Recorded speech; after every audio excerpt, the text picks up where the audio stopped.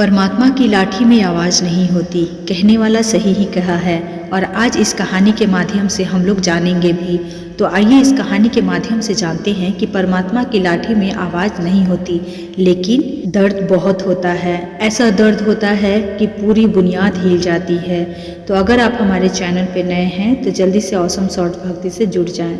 एक साधु वर्षा के जल में प्रेम और मस्ती से भरा चला जा रहा था कि उसने एक मिठाई की दुकान को देखा, जहां एक कढ़ाई में गर्म दूध बॉयल किए जा रहे थे तो दूसरी मौसम के हिसाब से दूसरी कढ़ाई में गर्मा गर्म जलेबियां तैर रही थी।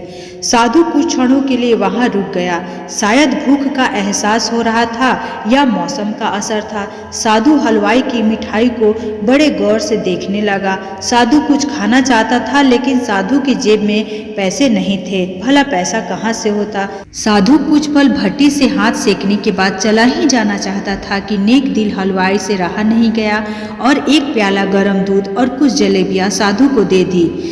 मलंग ने गरम जलेबियां गरम दूध के साथ खाई और फिर हाथों को ऊपर की ओर उठाकर हलवाई के लिए प्रार्थना की, फिर आगे चल दिया। साधु बाबा का पेट भर चुका था। दुनिया के दुखों से बेपरवाह वो फिर एक नए जोश से बारिश के गंदल पानी से छींटे उड़ाता चला जा रहा था। वह इस बात से बेखबर था कि एक नया विवाहित जोड़ा भी वर्षा के जल से बचा बचाया उसके पीछे चल रहा था। एक बार इस मस्त साधु ने बारिश के गदले पानी से जोर से लात मारी। बारिश का पानी उड़ता हुआ सीधे पीछे आने वाले युवक के कपड़ों को भिगो गया। उस औरत के कपड़े कीचड़ से लथपथ हो गए। उसके युवक पति से यह बात बर्दाश्त नहीं हुई, इसीलिए वह आस्तीक चढ़ाकर आगे बढ़ा और साधु के कपड़ों को पकड़कर खींचकर कहने लगा, अंधा है, तुमको नजर नहीं आ रहा है कि तेरी हरकत की वजह से मेरे पत्नी के कपड़े गीले हो गए हैं और कीचड़ से लथपथ हो गए हैं। साधु हक्का बक्का से खड़ा था, जबकि इस युवक को साधु का चुप रहना ना खुशगवारा हो रहा था। महिला ने आगे बढ़कर युवक के हाथ से साधु को छुड़ाना भी चाहा, लेकिन युवक की आंखों में निकल रही नफरत की चिंगारी देख वह फिर पीछे खिसकने में मजबूर हो गई। राह चलते राहगीर उदासीन से यह सब दृश्य देख रहे थे, लेकिन युवा के गुस्से को देखकर किसी में इतनी हिम्मत नहीं थी कि उसे रोक पाते। और आखिरकार जवानी के नशे में चूर इस युवक ने एक जोरदार थप्पड़ साधु के चेहरे पर जड़ दिया। बूढ़ा मलंग थप्पड़ की ताल ना झेलता हुआ लड़खड़ाते हुए कीचड़ में जा गिरा। युवक ने जब साधु को नीचे गिरता देखा तो मुस्कुराते हुए वहां से चल दिया।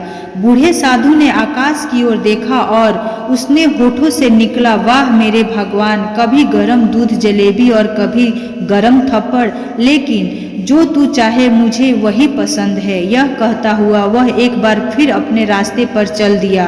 दूसरी ओर वह युवा जोड़ा अपनी मस्ती को समर्पित अपनी मंजिल की ओर अग्रसर हो गए। थोड़ी ही दूर चलने के बाद वे एक मकान के सामने पहुंच गए।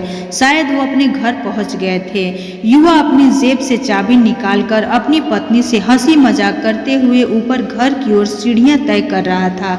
बारिश के कारण सीढ़ियों पर फिसलन हो गई थी। अचानक युवा का पैर नीचे गिरने लगा। महिला ने बहुत जोर से शोर मचाकर लोगों को ध्यान अपने पति की ओर आकर्षित करने लगी, जिसकी वजह से काफी लोग तुरंत सहायता के लिए युवा की ओर लपके, लेकिन देर हो चुकी थी। युवा का सिर फट गया था और कुछ ही देर में ज्यादा खून बहने के कारण इस नौजवान युवक की मौत हो चुकी थी। कुछ लोगों ने दूर से आते साधु बाबा को देखा तो आपस में कानाफूसी करने लगे कि निश्चित रूप से इस साधु बाबा ने थप्पड़ खाकर युवा को श्राप दिया है, अन्यथा ऐसे नौजवान युवा का केवल सीढ़ियों से गिरकर मर जाना बड़े अचंभों की बात लग रही है। कुछ मनचले युवा ने यह बात सुनकर साधु बाबा को घेर लिया।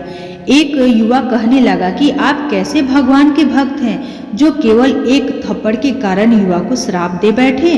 भगवान के भक्त में रोष एवं गुस्सा हरगिज नहीं होता। आप तो जरा सी असुविधा पर धैर्य न कर सके। साधु बाबा कहने लगा, भगवान की कसम, मैंने इस युवा को श्राप नहीं दिया। अगर आपने श्राप नहीं दिया तो ऐसे नौजवान युवा सीढ़ियों से गिरकर कैसे मर जाएगा। तब साधु बाबा ने दर्शकों से एक अनोखी सवाल किया कि आप में से कोई इस सब घटना का चश्मदीद गवाह मौजूद है।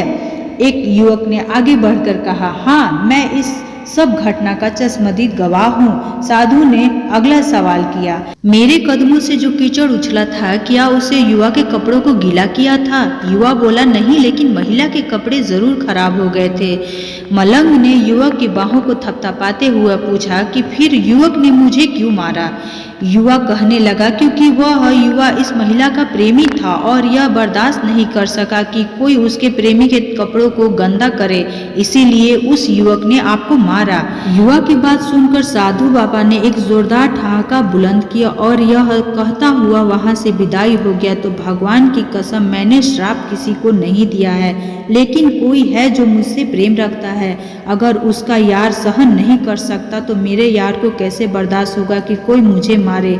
और वो मेरा यार इतना शक्तिशाली है कि दुनिया का बड़े से बड़ा राज भी उसकी लाठी से डरता है। सच है, इस परमात्मा की लाठी दिखती नहीं है, आवाज भी नहीं करती, लेकिन पड़ती है तो बहुत दर्द होता है। हमारे कर्म ही हमें उसकी लाठी से बचाते हैं, बस कर्म अच्छे होने चाहिए। तो ऑसम शॉर्ट्स के जितने भी फैमिली है, ये कहानी आप लोगों को कैसी लगी प्लीज़